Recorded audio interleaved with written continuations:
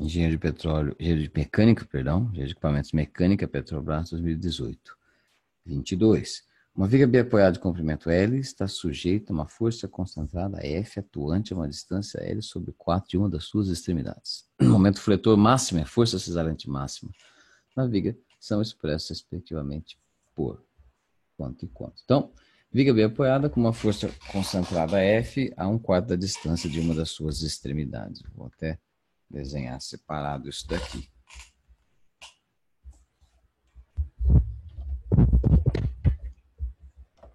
Então, se eu puser isso aqui para funcionar,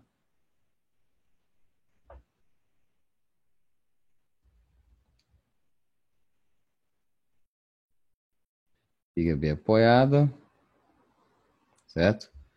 Então, eu tenho um apoio aqui e outro apoio aqui, certo? E tem uma força F, se ela tem um comprimento L,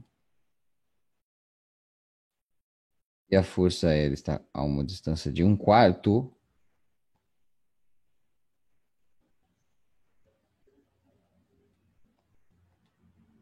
certo? Eu posso agora encontrar as reações nos apoios. Quanto que é essa reação aqui? A e quanto que é a reação B?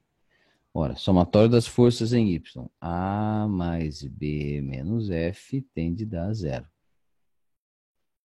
Somatório dos momentos, posso escolher qualquer ponto, escolherei em torno de A. Então, somatório dos momentos é B vezes a distância L, menos o F que está no sentido anti-horário, vezes a distância L sobre 4, igual a 0. Logo, B é F sobre 4. E o A, como os dois somam F, ó, A mais B igual a F, é F menos F sobre 4. Que é 3F sobre 4. É de se esperar a proporção aqui, né? Pronto, então, agora eu tenho duas situações de força cortante e aumento fletor, né? Eu vou imaginar que eu corto aqui, por exemplo, método dos cortes. Então, quer dizer, eu tenho aqui na extremidade uma força A, 3F sobre 4 sendo aplicada. Aqui eu tenho a força cortante e aqui o momento fletor. Se eu fizer o somatório das forças para o equilíbrio, 3F sobre 4 menos V é igual a 0. Logo, a força cortante é 3F sobre 4. E o momento fletor, M, no sentido menos 3F sobre 4 vezes a distância, supondo que eu cortei uma distância x aqui, igual a 0. Então, o momento fletor é 3F sobre 4 vezes x, né? Lembrando que isso aqui é derivado daquilo lá, então tá tudo certo. Agora a situação se inverte para o outro lado. Aí eu poderia até fazer, mas eu não preciso, porque como eu já sei que no final tudo tem que dar 0, porque não tem... o momento fletor tem que dar 0. A força cortante ela é dada pelos saltos das forças concentradas. Então, ó, a força cortante salta 3F sobre 4 até 1/4 da largura. Depois ela pula para baixo F. Depois ela continua para saltar F sobre 4 para cima. Então, o diagrama da força cortante é esse aqui, ó, 3F sobre 4 até aqui. E depois menos F sobre 4 no outro trecho. Essa é a força cortante. O valor máximo da força cortante vai ser esse aqui mesmo, 3F sobre 4. O momento fletor, que é uma equação de reta, certo?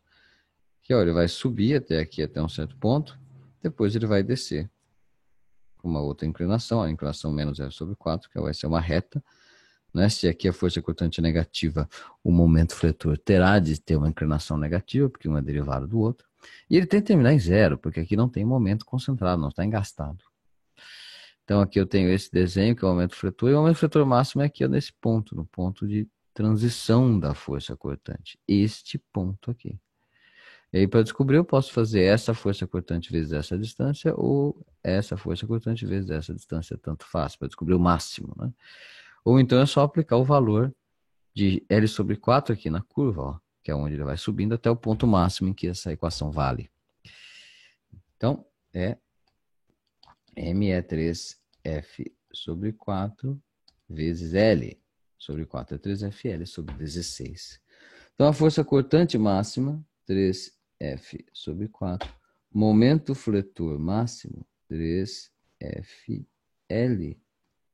sobre 16. Esses dois números aqui, certo? Se nós olharmos lá agora no problema, 3F, ó, o momento fletor primeiro e depois a força cesariante.